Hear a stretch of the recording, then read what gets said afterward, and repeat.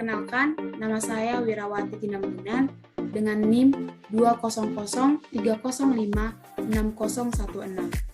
Di sini saya akan mempresentasikan mengenai materi yang sudah dipelajari pada mata kuliah Ilmu Ternak Perah. Di sini saya membahas tentang bangsa-bangsa ternak perah. Nah, di sini yang pertama ada sapi. Di dunia ini terdapat banyak sekali bangsa sapi yang jumlahnya cukup banyak. Sehubungan dengan hal itu, sebagai peternak yang maju akan selalu mengikuti perkembangan dunia peternakan, khususnya perkembangan peternakan sapi perah. Dari berbagai bangsa sapi perah yang terdapat di dunia pada dasarnya dapat dikelompokkan menjadi dua, yaitu kelompok sapi perah subtropis dan kelompok sapi perah tropis. Yang pertama, bangsa-bangsa sapi perah subtropis. Ada yang pertama Friesian Holstein. Sapi ini juga dikenal dengan nama Fries Holland atau sering disingkat FH. Di Amerika, bangsa sapi ini disebut Holstein, dan di negara-negara lain ada pula yang menyebut Friesian.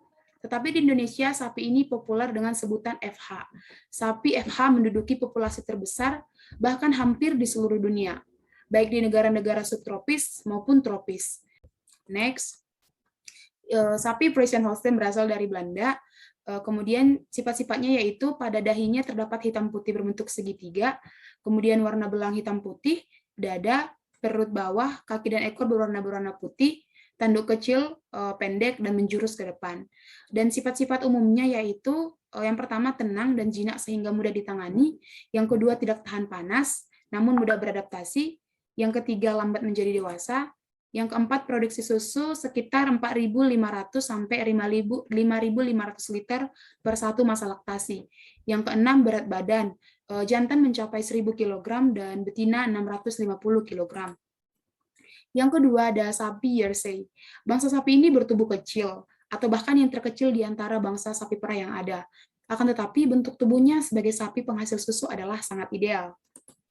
Nah, sifat khususnya yaitu warna tidak seragam, yakni bervariasi mulai dari kelabu keputihan, coklat muda, atau ada yang coklat kekuningan, coklat kemerahan, sampai merah gelap, dan pada bagian-bagian tertentu ada warna putih. Kemudian yang kedua ada sapi jantan. Sapi jantan berwarna lebih gelap. Yang ketiga, warna mulut hitam, tetapi dikelilingi warna yang lebih muda. Yang ketiga ada sapi Guernsey. Bangsa sapi Guernsey lebih kuat dan besar bila dibandingkan dengan sapi Jersey, tetapi bentuk tubuhnya mirip Jersey. Nah, asalnya ini dari Pulau Guernsey, Inggris Selatan. Tanda-tandanya yaitu warnanya kuning tua dengan belang-belang hitam putih, warna putih pada umumnya terdapat pada muka dan sisi perut dan pada keempat kakinya. Tanduknya menjurus ke depan dan agak condong ke depan dengan ukuran sedang. Kemudian sifat-sifat umumnya, bangsa sapi ini lebih tenang daripada Jersey, walaupun tidak setenang FH. Yang kedua, cepat menjadi dewasa, tetapi sedikit lebih lambat daripada Jersey. Kemudian yang ketiga, produksi susu dari sapi ini itu sekitar 2.750 liter per masa laktasi. Kemudian berat badan pada jantan mencapai 700 kg, sedangkan betina 475 kg. Yang keempat ada sapi Ayrshire. Dibandingkan bangsa sapi Jersey dan Guernsey, bangsa sapi Ayrshire lebih besar, namun lebih kecil daripada FH. Kemudian asal dari sapi ini itu berasal dari Skotlandia Selatan. Dan tanda-tandanya itu yang pertama warna belang merah atau belang coklat dan putih. Yang kedua tanduk agak panjang, menjurus ke atas dan agak lurus dengan kepala. Kemudian sifat-sifat sapi ini, bangsa sapi ini agak tenang dan mencapai kedewasaan seperti halnya sapi Guernsey. Kemudian yang kedua rajin merumput di padang rumput yang pertumbuhannya jelek. Yang ketiga produksi susu sekitar 3.500 liter per satu masa laktasi. Kemudian berat badan pada jantan mencapai 725 kg, sedangkan betina 550 kg. Yang kelima ada sapi Brown Swiss. Brown Swiss termasuk bangsa sapi yang tulang-tulang dan kepalanya berukuran besar. Dan sapi Brown Swiss merupakan penghasil susu dan daging yang baik. Asal sapi ini berasal dari Switzerland. Kemudian sifat-sifat khususnya itu warna bervariasi. Berat badan jantan itu 970 kg, sedangkan betina 630 kg. Nah, yang kedua ada bangsa-bangsa sapi perah tropis. Pada mulanya, bangsa-bangsa sapi dari daerah tropis dimanfaatkan tenaganya sebagai ternak dan untuk keperluan upacara-upacara adat atau agama yang juga memerlukan air susu sebagai sesaji. Sapi-sapi tadi diperah, kemudian Zebu pun sebagai sapi perah. Turunan sapi Zebu yang biasa digunakan sebagai sapi perah antara lain adalah yang pertama ada sapi Red Sindhi. Ini asalnya dari India. Ini di mana berasal dari wilayah yang kering atau panas dengan suhu 500 sampai 107 derajat Fahrenheit. Dan tandanya itu potongan tubuh kuat, kokoh, dan berat kaki pendek. Kemudian warna merah, coklat, dan bulunya lembut. Kemudian ukuran ambingnya besar. Kemudian sifat-sifat sapi ini lembak dewasa, yakni sekitar 25 bulan. Yang kedua, produksi susu 2.000 liter per masa laktasi. Yang ketiga, berat badan sapi jantan 500 kg, sedangkan betina 350 kg. Yang kedua, ada sapi Sahiwal. Asalnya sapi ini adalah dari India. Kemudian tanda-tandanya terdiri dari potongan tubuh besar, lebih besar dari Red Sindhi.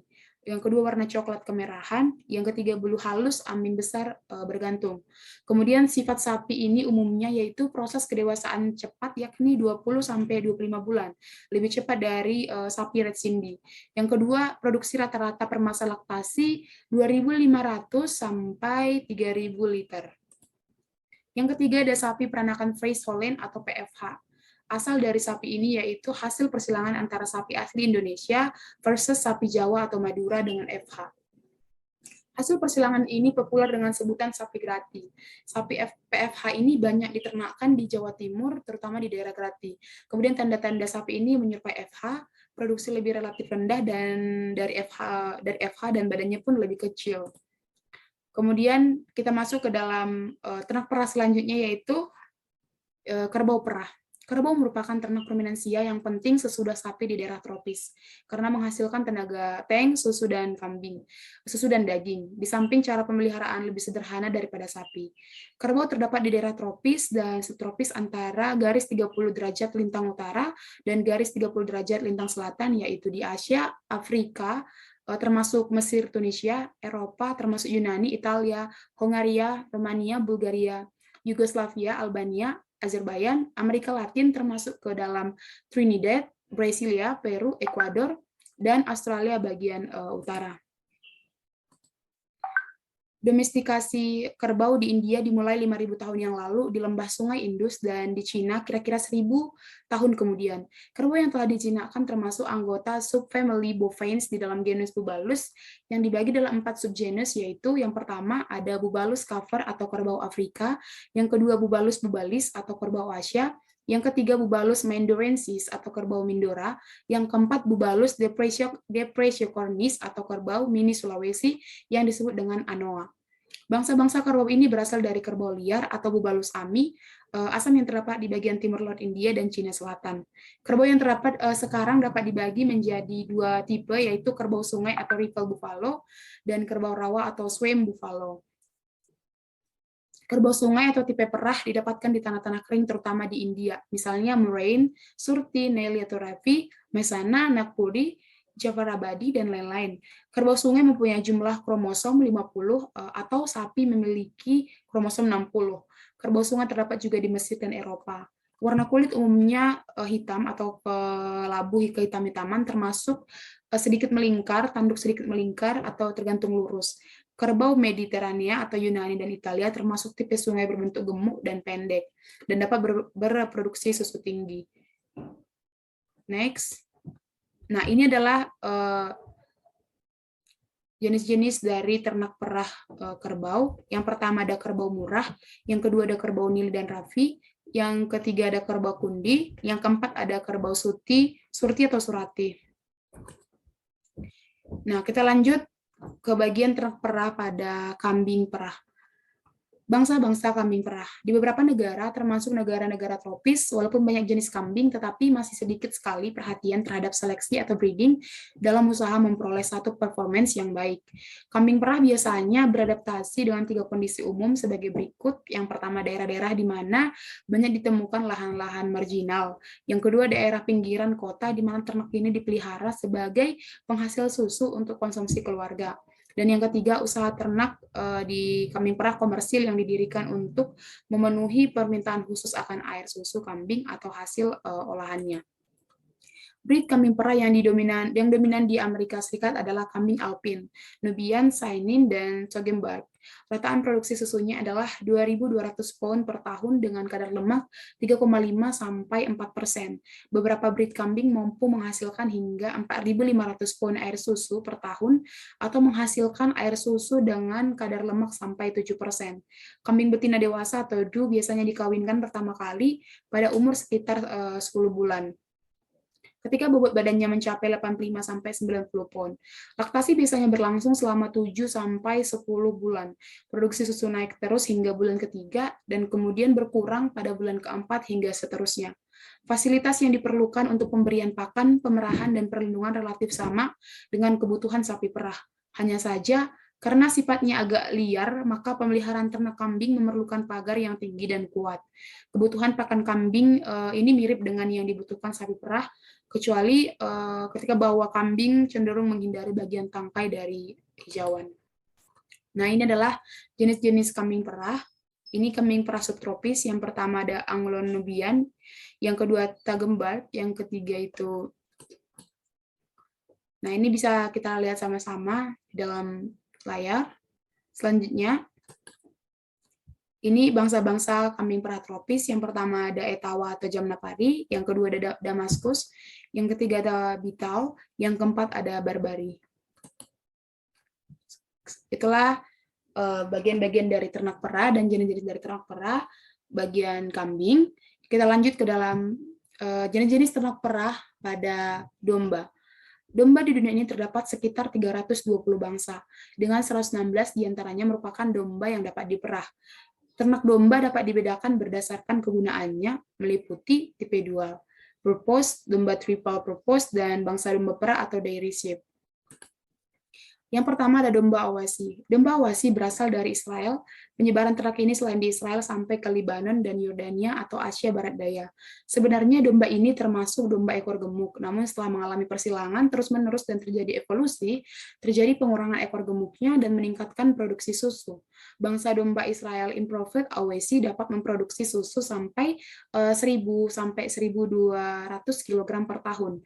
Tanda-tanda domba Awasi mempunyai kepala panjang, sempit dengan profil muka cembung, telinga lebar, panjang, dan menggantung. Berat badan pejantannya mencapai 60 sampai 90 kg, sedangkan induk betinanya antara 30 sampai 50 kg. Kemudian selanjutnya ada badan tampak tinggi, tegap dan kuat, kaki panjang, tidak gemuk, ekornya gemuk dan lebar, berat ekor pada jantan yang mencapai 12 kg, sedangkan pada yang betina sampai 6 kg. Setelah mengalami perkembangan, badannya menjadi lebih tinggi dan tegap. Kemudian ambing tidak menggantung, pertautannya kuat, bentuk puting panjang ke bawah dan tidak berlemak. Yang kedua ada domba Aspration. Bangsa domba Aspration berasal dari Jerman. Domba ini telah digunakan untuk persilangan dengan domba Awesi dengan tujuan untuk mengurangi lemak ekor domba Awesi serta meningkatkan produksi susu dan wool. Yang ketiga ada domba Lohi.